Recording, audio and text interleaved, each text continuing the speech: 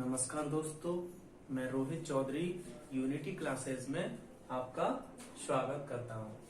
तो दोस्तों, मैं आज आपको बताऊंगा विज्ञान से संबंधित कुछ महत्वपूर्ण प्रश्नों के बारे में। मैंने पिछली वीडियो में आपको बताया था ब्रह्मांड के बारे में, प्रकृति के बारे में, नेचर, मैटर, द्रव्य के बारे में। अब हम आगे देखेंगे कुछ महत्वपूर्ण प्रश्न। देखेंगे पहला प्रश्न, ब्रह्मांड के अध्ययन को क्या कहते हैं? तो ब्रह्मांड के अध्ययन को दोस्तों कहते हैं कॉस्मोलॉजी।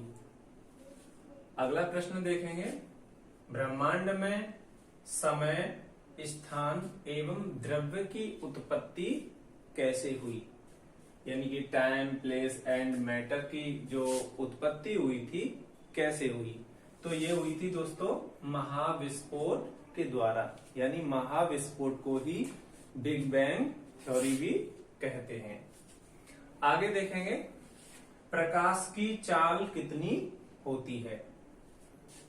तो दोस्तों, प्रकाश की चाल होती है 3 लाख किलोमीटर प्रति सेकंड।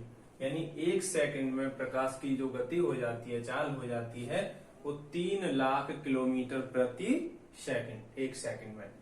आगे देखेंगे, प्रकाश क्या है? यानी प्रकाश को हम एक तरह से कह सकते हैं कि प्रकाश एक ऊर्जा है। सूर्य की ऊर्जा, वो प्रकाश का स्रोत क्या है?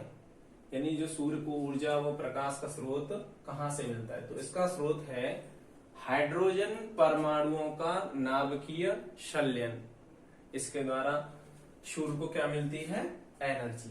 आगे देखेंगे, सर्वप्रथम किसने परमाणु सिद्धांत प्रस्तुत किया? यानी सर्वप्रथम किसने परमाणु सिद्धांत का स्टेटमेंट दिया? तो ये है आपके कणाद, 600 BC, 600 ईसा पूर्व। अगला प्रश्न इन्हीं से रिलेटेड है, कणाद से। कणाद की पुस्तक का क्या नाम है? तो कणाद जी की पुस्तक थी, उसका नाम था वैशेषिक सूत्र। अगला प्रश्न देखेंगे, सूर्य ग्रहण व चंद्र ग्रहण के सिद्धांत का प्रतिपादन किसने दिया था? तो ये आपके आर्यभट्ट जी ने कहा था। सूर्य ग्रहण होता है, चंद्र ग्रहण होता है। सूर्य ग्रहण और चंद्र ग्रहण को तो आप जानते होंगे कि किस स्थिति के अनुसार होता है, फिर भी मैं आपको एक बार बता देता हूं। यानी चंद्रमा बीच में आए, सूर्य और पृथ्वी, सूर्य और पृथ्वी के बीच में क्या आए? चंद्रमा। तो दोस्तों क्या होगा? सूर्य ग्रहण। और पृथ्वी बीच में आए तो क्या होगा? चंद्र ग्रहण। अगर बीच में चंद्रमा के और सूर्य के बीच में पृथ्वी आ जाती है दोस्तों, तो क्या होगा? चंद्र ग्रहण होगा। और चंद्रमा बीच में आ जाता है सूर्य और पृथ्वी के बीच में, तो क्या होगा? सूर्य ग्रहण होगा। तो ये किसने दिया था? सबसे पहले सिद्धांत किसने दिया था, प्रतिपादन किसने दिया था? तो ये आपके आर्यभट्ट जी ने। आगे देखेंगे दोस्तों, भारत द्वारा छोड़े गए प्रथम उपग्रह का क्या नाम था? तो इन्हीं के नाम पर ये उपग्रह का नाम रखा गया, आर्यभट्ट। आगे देखेंगे अगला प्रश्न, द्रव्यमान संरक्षण का सिद्धांत किसने दिया था? तो ये दिया था आपका लेवाशिये ने 1789 में। अगला प्रश्न देखेंगे दोस्तों आगे,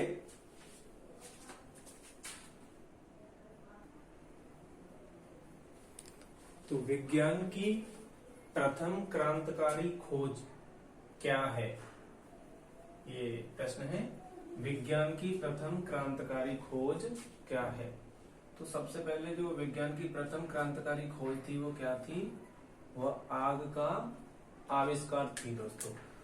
पुरामानव के विकास को किस आविष्कार ने गति दी? जो पुरा मानव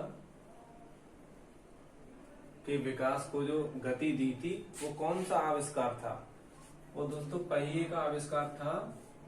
पहिए के आविष्कार से पुरा मानव के विकास में क्या पहुंची?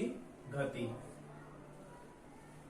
आगे देखेंगे, आधुनिक आइंस्टीन के नाम से किसे जाना जाता है? आधुनिक आइंस्टीन के नाम से किसे जाना जाता है? तो आंसर क्या होगा? Stephen William Hawkins. Stephen William Hawkins. अगला प्रश्न देखेंगे, ब्रह्मांड में सर्वाधिक मात्रा में पाए जाने वाला पदार्थ क्या है? ब्रह्मांड में सर्वाधिक मात्रा में पाए जाने वाला पदार्थ क्या है? Dark matter. मैंने पिछली वीडियो में आपको बताया था कि ब्रह्मांड को पूर्ण रूप से किसी ने एक्सप्लेन नहीं किया है। उसे अनंत कह सकते हैं कि ब्रह्मांड को पूर्ण रूप से कोई भी नहीं बता पाया उसके बारे में। तो ब्रह्मांड क्या है? अनंत है। प्रकृति में सबसे मजबूत बल कौन सा होता है? तो नेचर में हमारी में प्रकृति में सबसे मजबूत स्ट्रॉन्ग फोर्स कौन सा होता है? नाभिकीय बल। अगला प्रश्न देखेंगे, विज्ञान में अचानक हो जाने वाली खोजों को क्या कहते हैं? तो आंसर क्या होगा? सीरेंडिपिटी। सीरेंडिपिटी बहुत ही महत्वपूर्ण प्रश्न है ये। सीरेंडिपिटी। वैज्ञानिक विधि के प्रतिपादक कौन थे? गैलीलियो व फ्रांसिस बेकन। गैलीलियो व फ्रांसिस बेकन।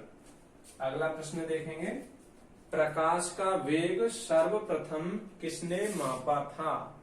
तो ये थे आपके रोमर जी ने सबसे पहले प्रकाश का वेग सर्वप्रथम मापा था।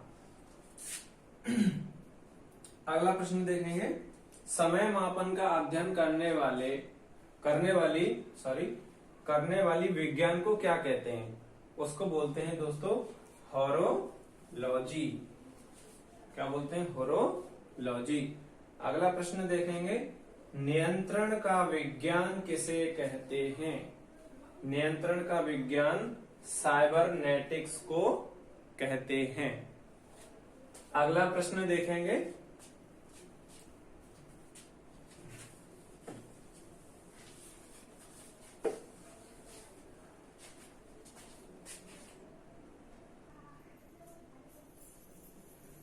तो साइबरनेटिक्स का विचार सर्वप्रथम किसने दिया?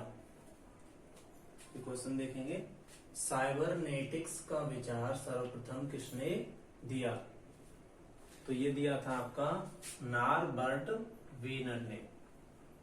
किसने दिया था? नॉर्बर्ट वीनर ने। शिलालेखों का अध्ययन विज्ञान की किस शाखा में करते हैं?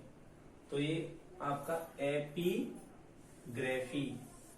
किसमें करते हैं? एपीग्राफी में करते हैं। आगे देखेंगे, आकाशीय पिंडों का अध्ययन विज्ञान की किस शाखा में करते हैं? खगोल की में। किसमें करते हैं? खगोल की। अगला प्रश्न है, शरीर की भाषा का अध्ययन करने वाले विज्ञान को क्या कहते हैं? काइनेस्थेटिक्स। काइनेस्थेटिक्स। अगला प्रश्न देखेंगे, चंद्रमा का अध्ययन किस में होता है? यानी किस विज्ञान की किस शाखा में होता है? तो ये होता है आपका सेलेनोलॉजी में। किस शाखा में होता है? सेलेनोलॉजी। विज्ञान की किस शाखा में होता है? सेलिनोलॉजी में। आगे देखेंगे, मानवीय सुंदरता का अध्ययन किस में होता है? ये होता है आपका केकोलॉजी में। अगला प्रश्न देखेंगे, एक सेकंड में कितने मिली सेकंड होते हैं? 10⁻³ या 1000। अगला प्रश्न देखेंगे, बार किस राशि का मात्रक है? तो वायुमंडलीय दाब का। अगला प्रश्न देखेंगे, समुद्र की गहराई किससे मापते हैं? तो ये है आपका फेदोमीटर। अगला प्रश्न है, मानव शरीर का सामान्य ताप कितना होता है? तो मानव शरीर का सामान्य ताप 98.6 फ़ारेनहाइट या 98.4 भी होता है कहीं कहीं, और ये सेंटीग्रेड में है 37 सेंटीग्रेड, 37 डिग्री सेंटीग्रेड। ये केल्विन में है 310 केल्विन। आगे देखेंगे,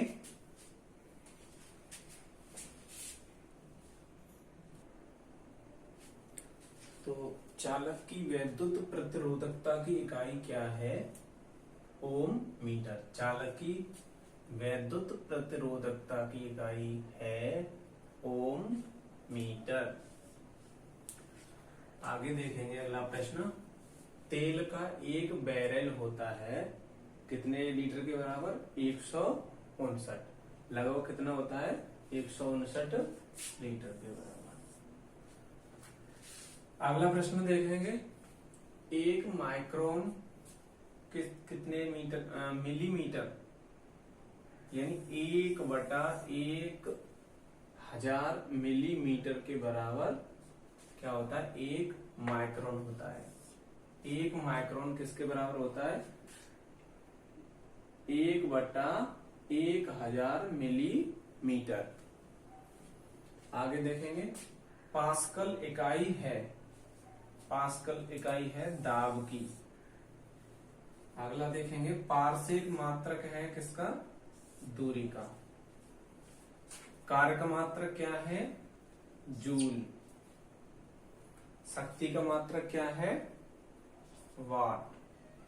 एक हॉर्स पावर में कितने वाट होते हैं? 746 वाट। बल का मात्रक क्या है? न्यूटन। लंबाई की न्यूनतम इकाई यानी कि सबसे छोटी इकाई क्या है? फर्मी। लंबाई की न्यूनतम इकाई क्या है? फर्मी है। आगे देखेंगे,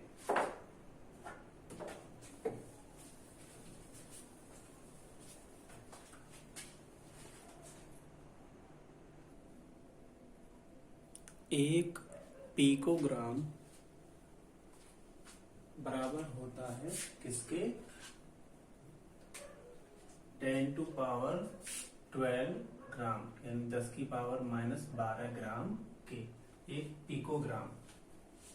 अगला प्रश्न देखेंगे, विल्हेम रॉन्टजन ने आविष्कार किया था, किसका आविष्कार किया था? एक्सरे मशीन का। किसने? विल्हेम रॉन्टजन ने। रॉन्टजन ने एक्सरे मशीन का क्या किया था? आविष्कार किया था। अगला प्रश्न है, डॉप्सन इकाई का प्रयोग किया जाता है। डॉप्सन इकाई का प्रयोग ओजोन परत की मोटाई मापने में किया जाता है। अगला प्रश्न देखेंगे, पारिस्थितिक दबाव की इकाई क्या है? तो पारिस्थितिक दबाव की इकाई है बार। अगला प्रश्न देखेंगे, मैनोमीटर के द्वारा किसकी माप की जाती है?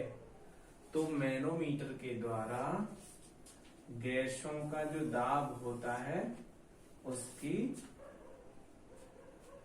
मैनोमीटर के द्वारा किसकी माप की जाती है? गैसों का दाब यानी गैसों का जो प्रेशर होता है उनको मापा जाता है। एम्पियर मापने की इकाई है। एम्पियर किससे मापते हैं? विद्युत धारा को। ध्वनि की तीव्रता को मापने वाला यंत्र है। ध्वनि की तीव्रता ऑडियो मीटर से मापते हैं। अगला प्रश्न है, दूध का आपेक्षिक घनत्व ज्ञात किया जाता है किसके द्वारा? लैक्टोमीटर के द्वारा। किसके द्वारा? लेक्टोमीटर। सीस्मोग्राफ क्या रिकॉर्ड करता है? सीस्मोग्राफ भूचाल, यानी पृथ्वी में हलचल होती है, जो भूचाल भूकंप होता है उसको रिकॉर्ड करता है। क्या? सीस्मोग्राफ। वायुमंडलीय दाब किस यंत्र से मापते हैं? तो वायुमंडलीय दाब बैरोमीटर के द्वारा मापा जाता है।